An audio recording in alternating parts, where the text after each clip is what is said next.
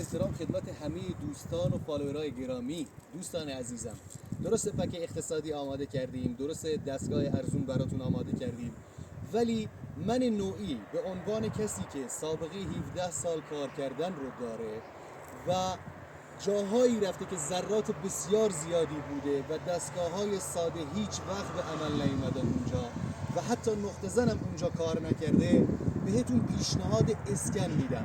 اسکنای تصویری که واقعا کار بده بهتون و براتون بشه مایه خیر و برکت.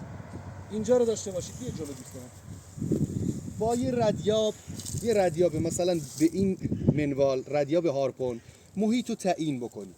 یعنی اون قسمتی که لازمه رو مشخص بکنید با ردیاب. نهایتا 1 متر شما خطا داری با ردیابی که کار میکنید.